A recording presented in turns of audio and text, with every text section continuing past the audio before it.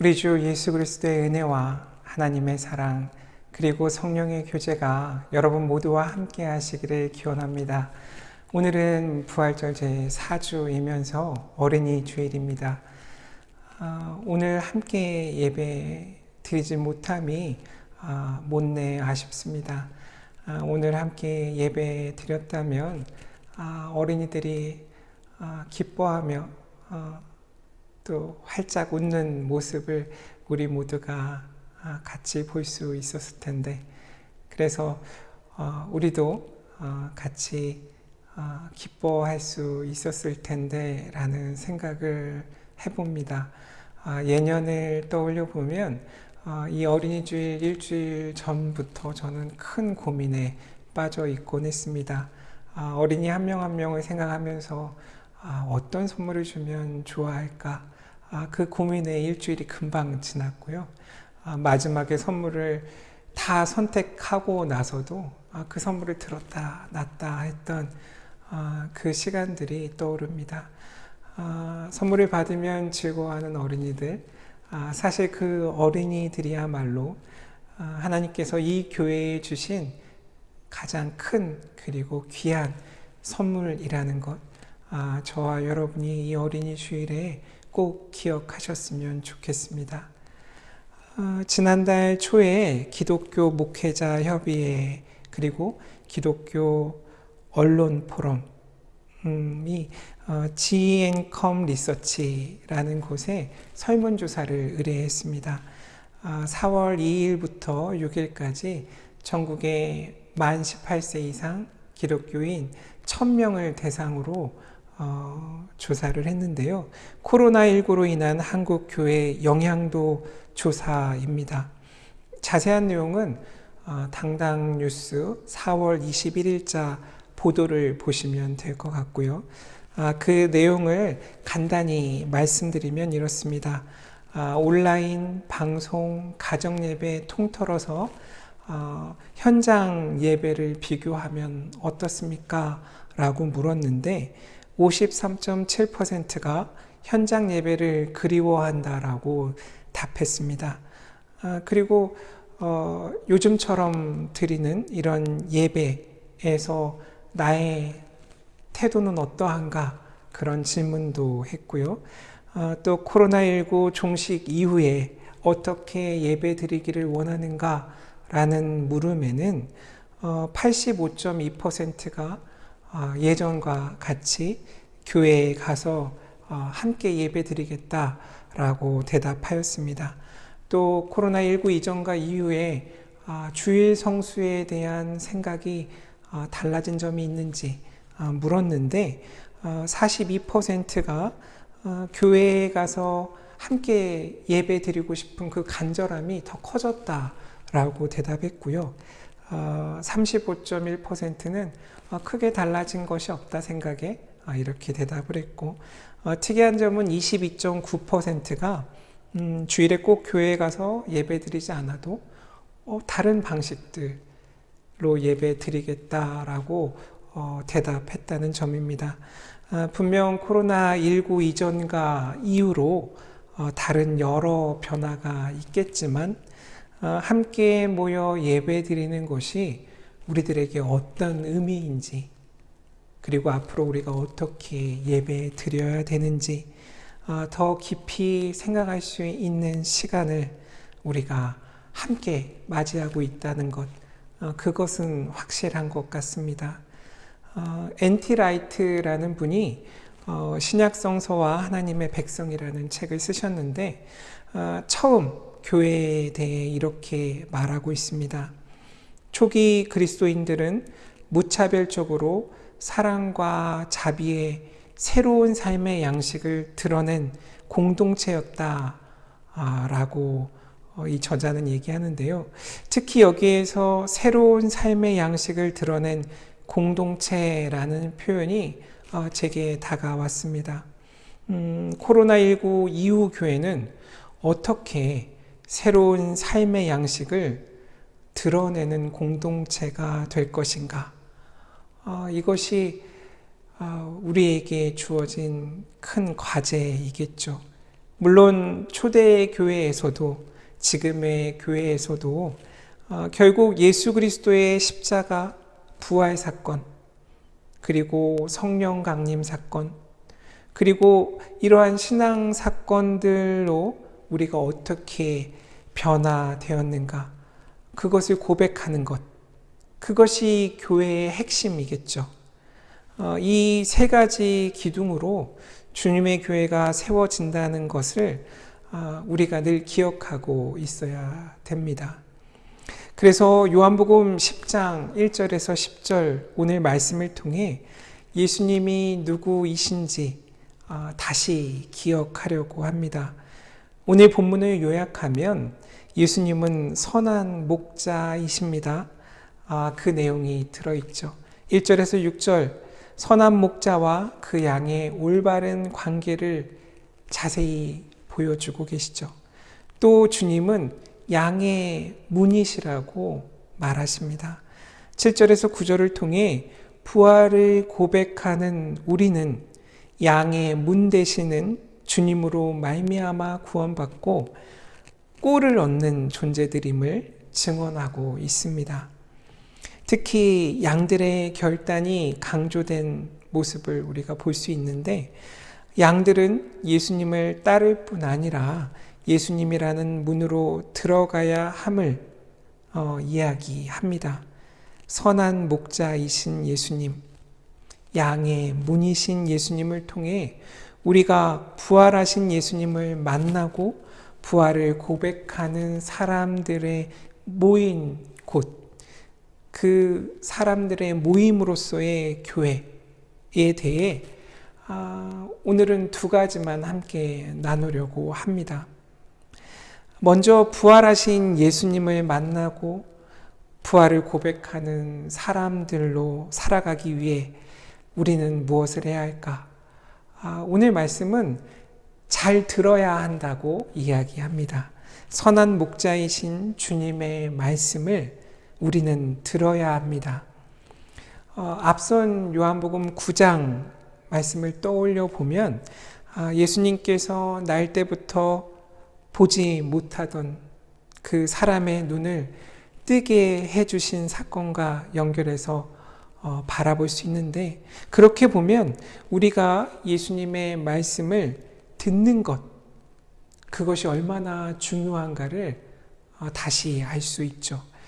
특히 늘 묵상할 때마다 감동이 있는 3절 말씀, 이 선한 목자이신 주님의 말씀을 우리가 얼마만큼 잘 들어야 될지 이 3절을 보면 다시 깨달을 수 있습니다.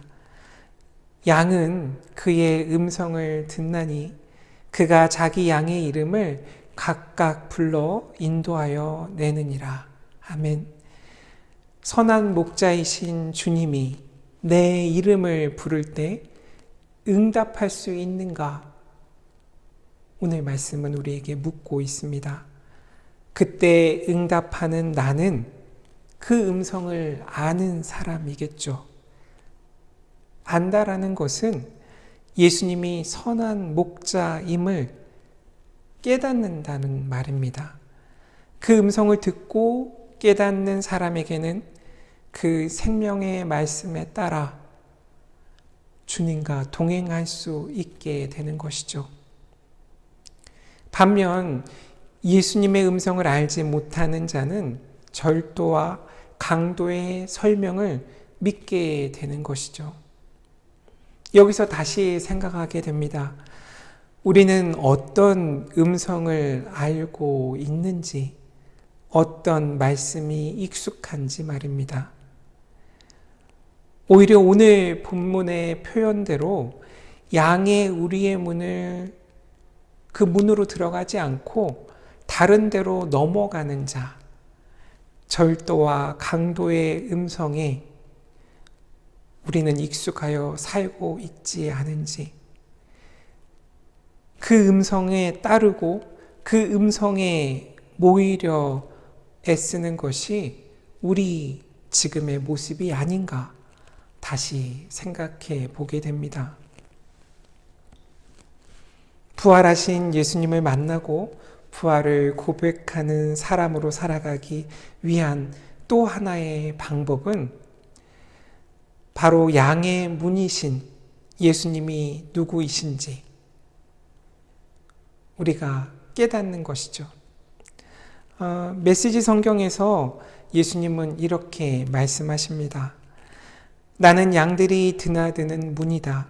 나를 통해 들어오는 사람은 누구나 보살핌을 받고 마음껏 드나들며 풀밭을 찾게 될 것이다.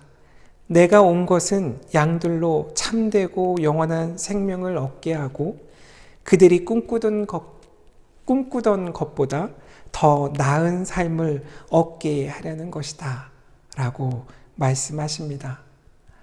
문이라는 것 도대체 무엇일까요? 마침 제가 친숙한 문 앞에 서 있죠.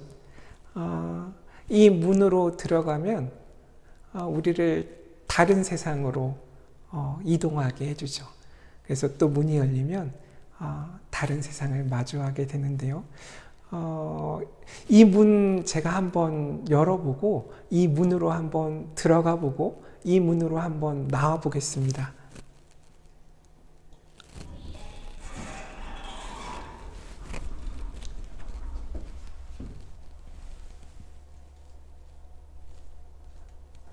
문이 닫힙니다.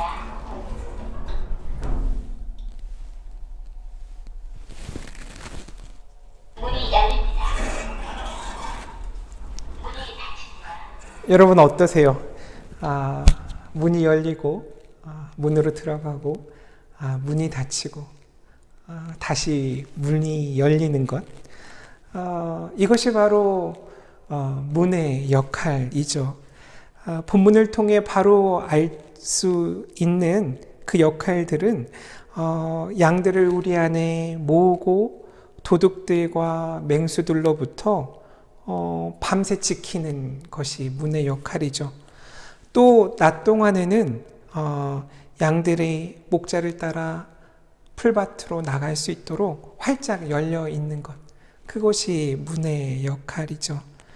따라서 문과 목자는 양떼가 번성할 수 있도록 양들을 잘 돌보는 역할을 하는 것이죠. 그렇기에 예수님은 문이시면서 동시에 목자이신 것, 그 말씀을 오늘 본문이 하고 있습니다. 주님은 그의 양들을 위험으로부터 보호하시고 지키시고 그들이 먹을 양식을 풍성하게 제공하십니다. 그리고 앞서 말씀드렸던 요한복음 9장의 말씀과 연결해서 오늘 말씀을 다시 읽어보면 이 문에 또 다른 의미를 우리는 발견할 수 있습니다.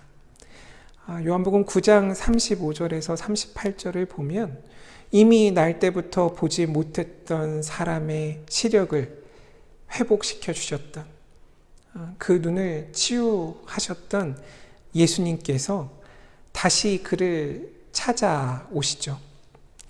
회당에서 추방된 그를 예수님을 따르는 사람들의 공동체로 예수님께서 데리고 오십니다. 시각장애인에게 있어서 구원은 단순히 시력을 회복하는 것, 그것뿐만 아니라 영적인 눈을 뜨는 것이고, 그래서 예수님이 누구이신지를 깨닫는 것이죠.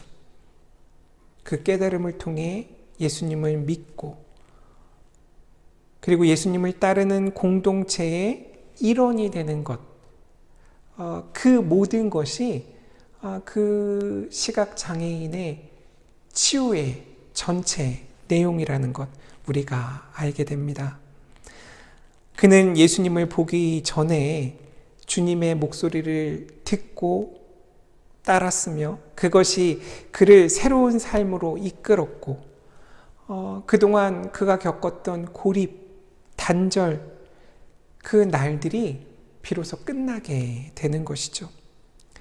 그는 이제 예수님을 믿고 따르는 공동체 안에서 돌봄과 보호를 받는, 또 서로 그 돌보아주고 보호해주는 그런 가치 있는 존재가 된 것이죠. 따라서 이 말씀에 비추어 보면 이 과정 전체가 양의 문이신 예수님에 대한 설명을 잘 하고 있다고 생각합니다. 그래서 오늘날 예수님을 따르는 우리, 그리고 교회, 우리가 교회가 처한 이 현실 가운데 문과 목자에 의해 보호된다라는 것이 어떤 의미인지, 구원받는다라는 것이 어떤 의미인지, 풍성한 생명을 누린다는 것은 무엇을 의미하는 것인지 묻게 됩니다. 혹시 이 문이라는 의미가 우리들만이 예수님의 진정한 양떼이고 다른 이들은 울타리 밖에 있는 존재, 그래서 구분하고 차별하고 배제의 의미로 이 문을 우리가 이해하고 있는 것이 아닌가 묻게 되는 거죠. 만약 우리가 양의 문이신 예수님을 이렇게 알고 있고 때로는 이렇게 이용한다면 요한복음 9장에서 시각장애인을 회당에서 추방한 바리새인들과 우리는 똑같은 일을 지금도 하고 있는 것입니다. 따라서 문의 또 다른 목적은 다른 양들이 들어오지 못하게 막기 위한 것이 아니다라는 것, 그것을 오늘 말씀을 통해 우리는 깨달아야 합니다. 14절 이후를 보면 그 의미가 좀 더 뚜렷해집니다. 나는 선한 목자다. 나는 내 양들을 알고 내 양들도 나를 안다. 아버지께서 나를 아시고 내가 아버지를 아는 것과 같다. 나는 내 자신보다 양들을 먼저 생각해서 필요하다면 내 목숨까지 내어준다. 너희는 이 우리에 있는 양들 말고도 다른 양들도 있다는 것을 알아야 한다. 나는 그 양들도 모아서 데려와야 한다. 그들도 내 목소리를 알아듣고 한 목자 아래서 한 양떼가 될 것이다. 라고 예수님은 말씀하고 계십니다. 결국 문의 목적은 모든 양들을 위함입니다. 모든 양들을 지키기 위함인 것이죠. 끝으로 선한 목자이신 주님은 오늘 성서 일가 중 시편 23편 그 말씀에 고백된 그대로이심을 우리가 알 수 있습니다. 시편 23편 너무 잘 아시죠? 여호와는 나의 목자시니 내게 부족함이 없으리로다.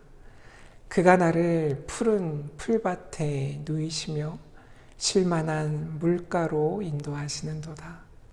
내 영혼을 소생시키시고 자기 이름을 위하여 의의 길로 인도하시는도다. 내가 사망의 음침한 골짜기로 다닐지라도 해를 두려워하지 않는 것은 주께서 나와 함께 하심이라. 주의 지팡이와 막대기가 나를 안위하시나이다. 아멘. 이렇듯 목자의 임무는 자기 양떼를 안전하게 인도하는 것이죠. 우리가 있는 곳이 때로는 사망의 음침한 골짜기일지라도 그곳을 푸른 풀밭으로 변화시키시는 그 놀라운 경험을 우리가 하게 되는 것이죠. 그 놀라운 경험이 우리에게 일어나는 이유가 바로 나의 목자이신 주님께서 당신의 지팡이와 막대기로 우리를 인도해 가시기 때문이라는 것. 그것이 우리의 같은 고백이어야 한다고 오늘 요한복음도 시편도 우리에게 말씀하고 계십니다. 이 고백이 저와 여러분에게 한 주 동안에도 있기를 간절히 바랍니다. 모든 지각에 뛰어난 하나님의 평강이 그리스도 예수 안에서 저와 여러분의 마음과 생각을 지키시리라 믿습니다. 아멘.